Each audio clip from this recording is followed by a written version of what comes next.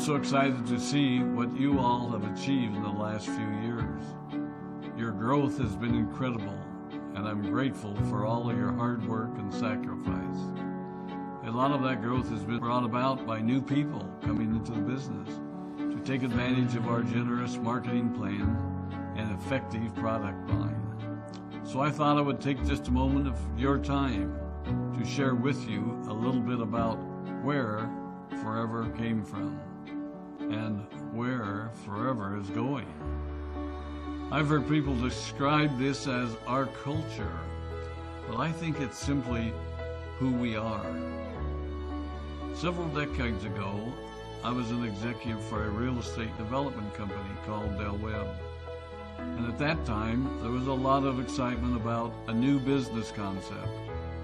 And like many of my colleagues and friends, I went along to a business opportunity meeting and listened to a presentation about multi-level marketing. I immediately fell in love with the concept that people would be motivated to help each other and be able to make a living doing so. It's a beautiful thing when you think about it. Although I was enjoying my career, I didn't think that I was contributing as much as I wanted, or as much as I could, to improve the well-being of the people around me. Inspired by the concept of people helping one another, I set out to write a marketing plan that is almost identical to the one that we use today. As I developed it, I had two goals. One was to pay the highest bonuses possible and still be able to run a company effectively. Two, to build a plan that would motivate and encourage people to keep working. I wanted a plan to reward those that remain active and engaged. I love the concept of a royalty income. However, I believe that it's good for our souls to work hard. People who work hard are happier. Of course, if you work hard, you should play hard. And that was one of my motivational factors in starting Forever Resorts.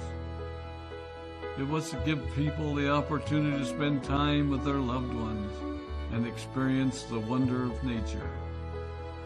Next time we're together, maybe I can tell you more about my passion for our resorts, our rare animals, and spectacular natural resources. So, with the marketing plan prepared, I needed to find a product. And we searched around and looked at different opportunities. I was passionate about finding something that was effective, consumable, and that we knew would not be a fad. During my search, I met a group of doctors who had developed a method of stabilizing aloe vera. They convinced me of its efficacy, and we began testing the product, and were amazed by the results. We were in business. We had a fair and balanced marketing plan, a consumable, effective product, and the third ingredient, an absolute conviction that we could make a difference in the lives of the people around us. And while it might have been a bit presumptuous, we honestly believed that we could make a difference in the world. We put in generous return policies, customer service incentives, and began to build this business based on the principle of being nice to one another and helping others. The success was incredible, and we grew rapidly until Christmas of 1982. I was sitting at home with the family, and the phone rang.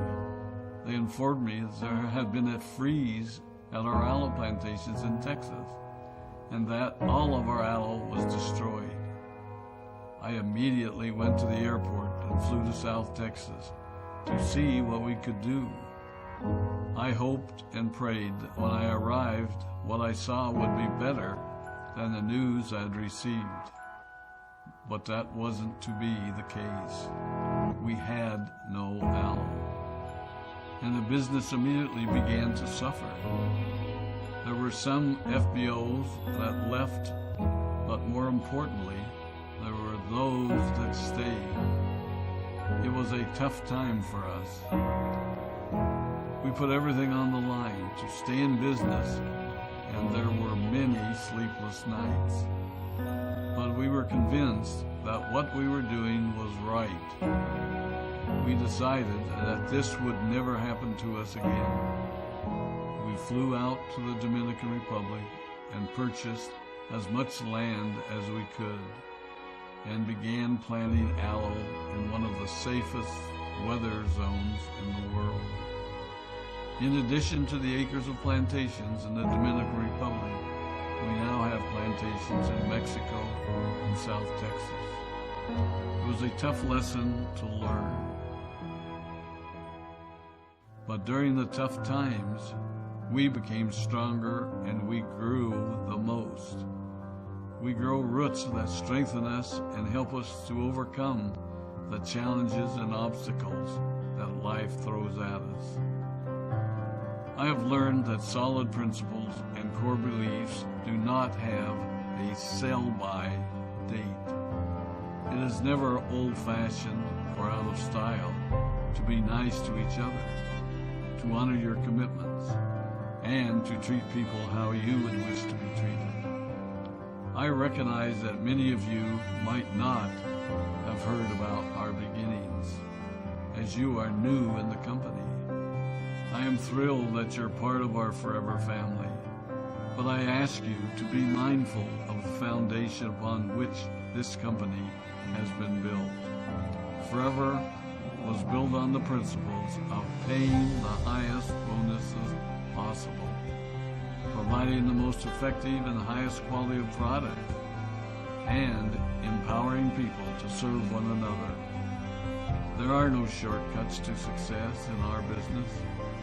Of course, the speed at which we reach certain levels may vary, but the fundamental principles remain unchanged and will remain unchanged as we continue our journey over the next 4 decades and longer.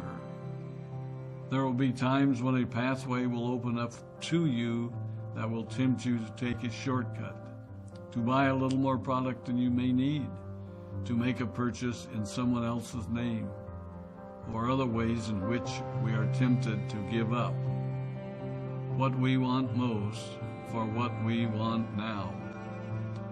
Never forget that you're a part of something special, a business that has been built upon taking the road less traveled.